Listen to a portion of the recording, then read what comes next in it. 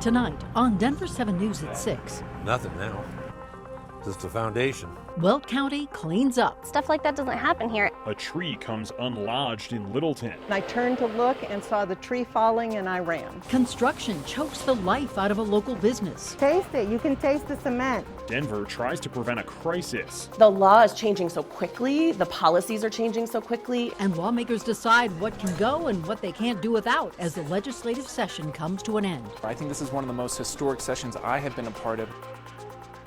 Good evening and thanks for watching Denver 7. I'm Ann Trujillo. And I'm Jason Grenauer. We want to begin tonight with an all-out blitz by the legislature to change everything from how Colorado handles health care to marijuana to styrofoam and plastic bags. Some bills, like one involving arrests, were killed. Others, including a surprising one we'll talk about later, squeaked through. Covering them all is Denver 7 political reporter Megan Lopez, who joins us live.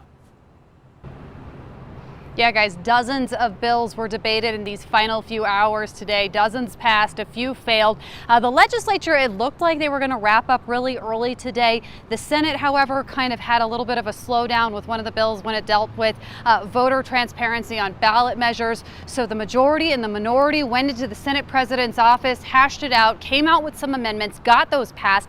Now it's the House that's the holdup, and they're kind of discussing right now the greenhouse gas bill that we told you about yesterday that combined two different bills. Still, a lot was accomplished today. Representative Tipper votes yes. On the last day of the legislative session, things move at a different pace. Repass as amended. A little bit of fun, inevitably some shenanigans. Members, I know this may be very foul to you. And quick work of bills as the regular rules are suspended. I think this is one of the most historic sessions I have been a part of, one of the most productive. We added more information for... In the final hours, Democratic leaders were able to pass a police reform bill to end qualified immunity for state patrol, a bill to limit insulin prices, a property tax reduction bill, a bill to add fees onto single-use plastics, misdemeanor reforms, and more. Last year, history made us. This year, we made history. We prioritized COVID relief. Some of the most contentious bills left on the calendar were either killed or faced significant last-minute rewrites. The jail reform bill to change who is arrested and what type of bond they're offered was killed in committee after 2 Democrats joined Republicans to vote against it. So was a bill to change the rules around workplace harassment. And they get pushed to the end of session because they're really not ready.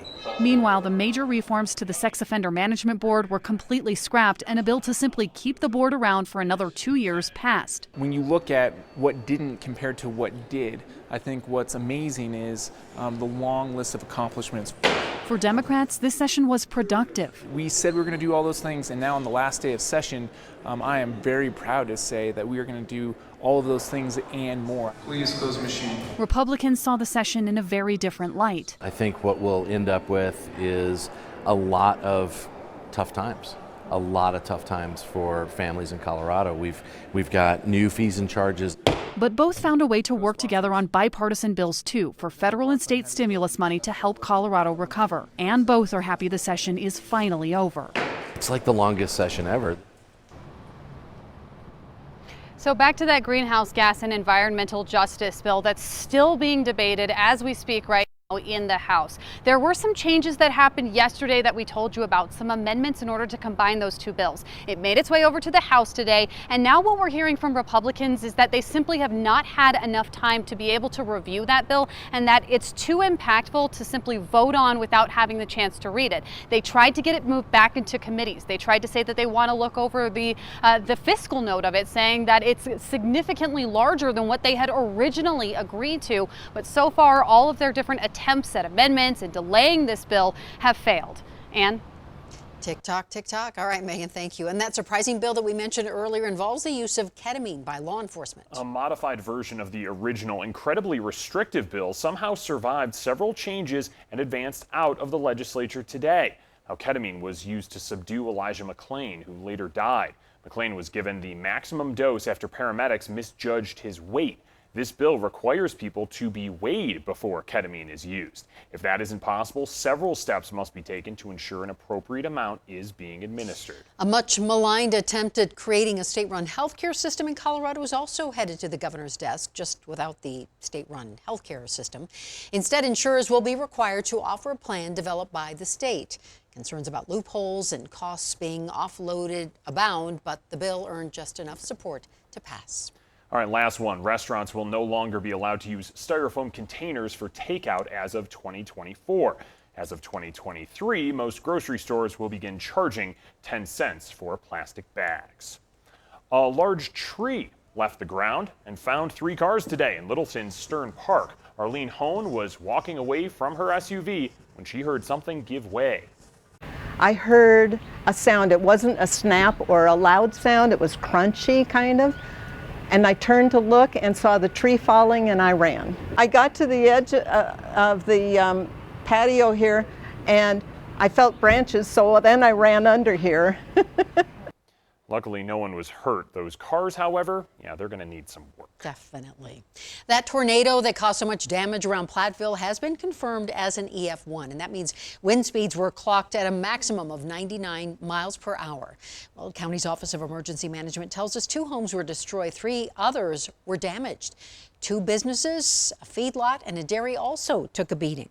I was in the kitchen when I was with my kids, and I looked up and I was like, gosh, that kind of looks like a tornado. And then I was like, yeah, Bray, every time that I say it's a tornado, my husband's like, it's a dust devil, it's fine. And then I looked again and I was like, oh my God, that's a tornado. Yeah, you're right. The National Weather Service believes that tornado traveled around 6 miles and was on the ground for half an hour. The woman killed in a chain reaction crash on I-25 and Happy Canyon Road Monday has been identified as 18-year-old Kendra Durnan. She had only recently moved here from Minnesota. Troopers say Durnan was in a car that hit an elk. She and the driver, another driver, stepped out, as did a Good Samaritan. As they did, another car came along, hit the elk, lost control, and hit Durnan. She was killed. A GoFundMe account has been set up to pay for her funeral and bring her belongings home. We've posted a link on our website. 2 Woodland Park police officers have been placed on leave amid a criminal investigation. One of those officers is Ryan Holsworth, who was recently named acting chief because of an investigation involving Chief Miles DeYoung. The city manager said the cases are separate. He also previously told ABC affiliate KRDO that allegations involving DeYoung were related to his conduct in the workplace and were not criminal in nature. A woman wanted for killing her 7-year-old son in Nevada has been arrested here in Denver. The FBI believes Samantha Rodriguez murdered Liam Husted and left his body at a trailhead near Las Vegas. Rodriguez was later spotted in Grand Junction and again alone at a Denver hotel. A cause of death for the little boy has not been provided. Westminster is making a strong case for having the state's most dysfunctional government. Last month, the mayor stepped down ahead of a recall election inspired by high water rates. Then a week later, it took council 6 hours and 78 votes to finally name a mayor pro tem. And then last night, council went through another 99 rounds of voting, playing what appeared to be the world's most boring game of tic-tac-toe to try and fill a vacant 7th seat, and they were unsuccessful. And they will now instead hold an election in November. When you're in trouble, call a lawyer. If you're at risk of losing your home to eviction, Denver7 might even call one for you. Denver7's Gary Brode explains.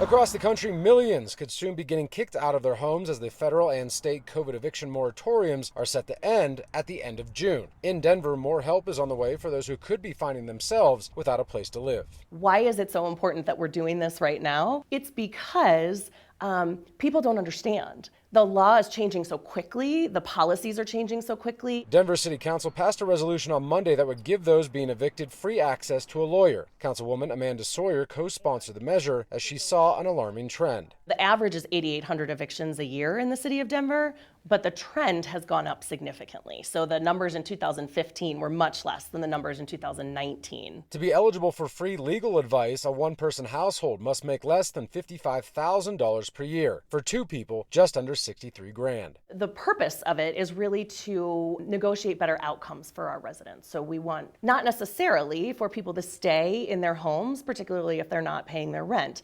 but if we can negotiate for them not to have that eviction on their credit report, for 7 years, that eviction on the credit report is extremely destabilizing to future housing opportunities. Sawyer believes it works out for the landlords as well, who also haven't had it easy since the pandemic began. A study by Moody's Analytics found nearly 10 million renters across the country collectively owe landlords about $34 billion in back rent. As you can imagine, their mortgage hasn't stopped, so they continue to have to make the mortgage on the property with or without rent coming in from whatever source. The Colorado Landlords Association tells us they have no objection to the resolution, but question if landlords will receive the same free legal advice. Sawyer says that would bankrupt the program. Our data shows that 90% of landlords show up in court with legal representation already, as opposed to 1% of renters.